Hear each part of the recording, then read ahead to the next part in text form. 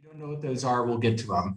Stephen, why don't we start with you? As a GMP expert, can you give us an overview of Subpart M, which is the holding and distributing aspect of the regulations?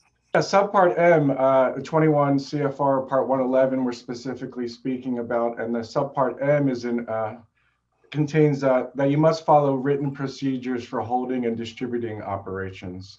And so you must have written procedures to hold your supplements, your in-process materials, your packaging, your labeling under conditions that they're not affected by temperature, humidity, light, and so that the identity, purity, strength, and composition of the components are not affected.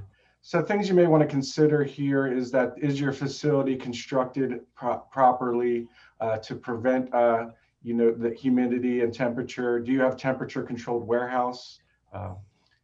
Or are your windows shaded? Do you have direct sunlight affecting your finished product or your in-process materials?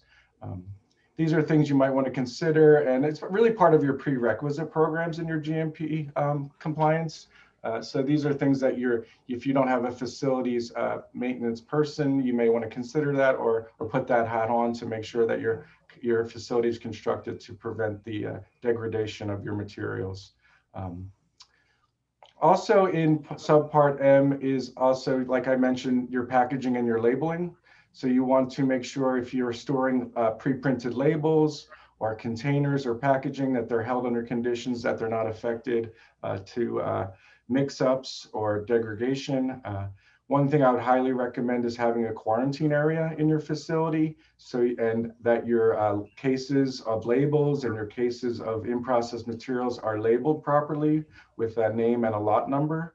This is to prevent mix-ups. You also want to prevent contamination of all these materials, which goes back to your prerequisite programs again. Do you have a facility cleaning schedule?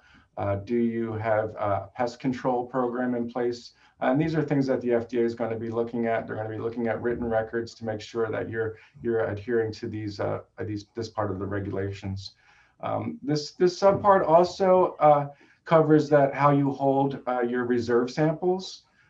You may not know, or you do know that you must keep a reserve sample for every lot that you distribute, and they must be held in the same packaging enclosure system how you distribute it to your customers. You must keep a reserve sample for 1 year after the expiration date if you are providing expiration dating. If not, then it would be 2 years after the last sale date. And that is, and so you must be able to, again, hold your reserve samples similar to how you hold, how it would be held in the store or how where you're selling it. So again, you're going to be making sure that's not affected by temperature, humidity, light, and that it's properly labeled. And then the last part of Subpart M is how you distribute your products, your supplements. Do you package them in cases that will prevent contamination? So how you package your finished products. One example I could give, do you provide local delivery service? So that one thing you might want to consider is having a dedicated company car rather than your personal vehicle where you also drive your dog to the park, for example. So those are things to consider, that you also need to distribute your supplements in a way that will prevent contamination and degradation.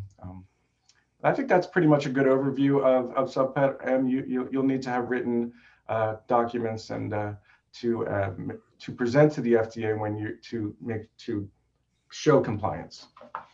That's perfect, Stephen. Thank you so much for that. And to kind of add a little more color into that, or one of my personal examples is when you're holding products, a lot of it refers back to the label, or it primarily refers back to the label.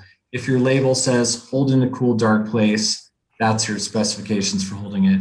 If it says keep refrigerated, you wouldn't want to inadvertently hold that in a non-refrigerated environment. So that was a great foundation on Subpart M. Thank you so much.